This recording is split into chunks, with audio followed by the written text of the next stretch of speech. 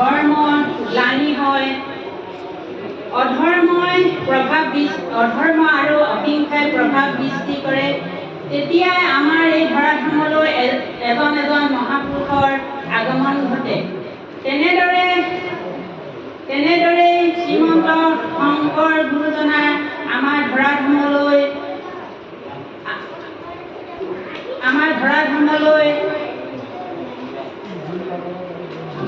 আহিছে। তেওঁ আজি 577তম জন্ম বাৰ্ষিকী। এনেদৰে শংকৰদেৱে 1449 চনৰ আহিন মাহৰ শুক্ল দশমী তিথিত নগাঁও আলিপুখুৰীত জন্মগ্ৰহণ কৰিছিল। শংকৰদেৱে আমাৰ সাহিত্য সংস্কৃতিলৈ বহুতো অৱদান আগবঢ়াই থৈ গৈছে।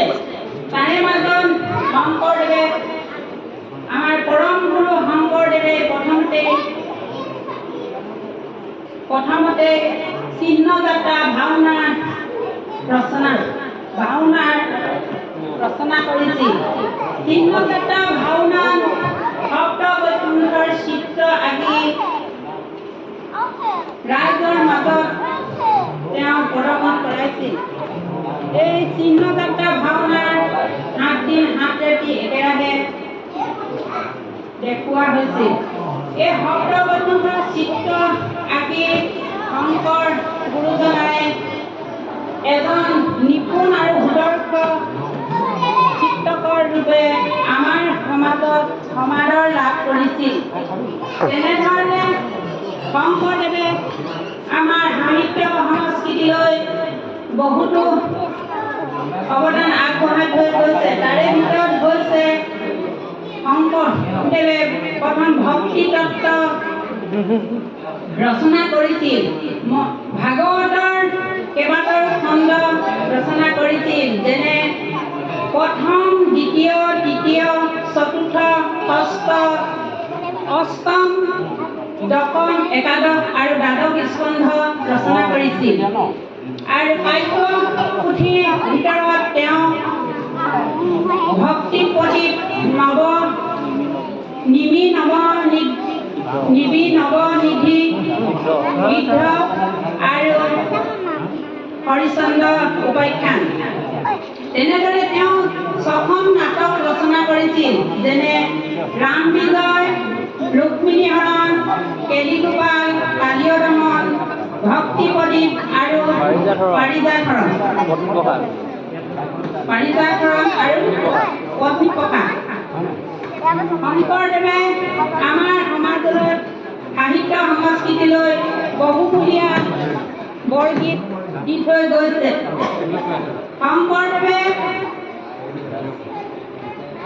শংকৰদেৱে চকুৰি বৰগীত ৰচনা কৰিছিল।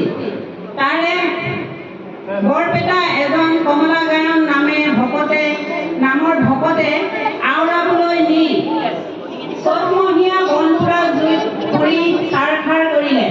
আমাৰ সমাজলৈ মাত্ৰ 35টি বৰগীত থাকিল। তাৰে প্ৰথম বৰগীতটো শংকৰদেৱে তীৰ্থ ভ্ৰমণ কৰিবলৈ যাওঁতে বদৰিকাশ্ৰমত তেওঁ ৰচনা কৰিছিল। বৰগীতটো হৈছে মন মেৰি ৰাম চৰণেহে লাগো। তেনেধৰণে আমাৰ সমাজলৈ ভক্তি তত্ত্বৰ এক অমূল্য অৱদান আগবঢ়াই থৈ গৈছে। এয়া হৈছে গুণমালা। গুণমালা হৈছে 441টি পদৰ সমষ্টি। এই গুণমালাখন হৈছে ভাগৱতৰ সাৰ অংশ। এই গুণমালাখন শংকৰদেৱে কোচবিহাৰৰ নৰনাৰায়ণ ৰাজসভাত একে ৰাতিৰ ভিতৰতে ৰচনা কৰিছিল। তেনেদৰে আমাৰ সমাজলৈ ভটিমা আগবঢ়াই থৈ গৈছে। ভটিমা হৈছে 3টি ভাগত বিভক্ত কৰিব পাৰি, যেনে গুৰু ভটিমা, দেৱ ভটিমা আৰু ৰাজ ভটিমা। শংকৰদেৱে একশৰণ নাম ধৰ্ম প্ৰতিষ্ঠা কৰি জাতিভেদ উচ্চ নিচ ধনী দুখীয়া নোহোৱাকৈ সকলোকে এই ধৰ্মত দীক্ষিত কৰাইছিল। যেনে গাৰো গোবিন্দ, নগাৰ উত্তম, মুছলমান চান্দহাই আদি তেওঁ এই গুণমালা পুথিভাগ আমাৰ ধৰ্মৰ মূল পুথি।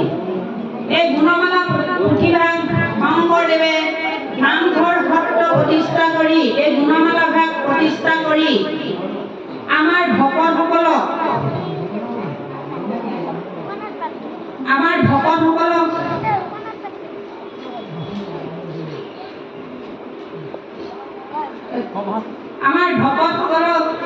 কেনেধৰণৰ সাজপাৰ পৰিধান কৰি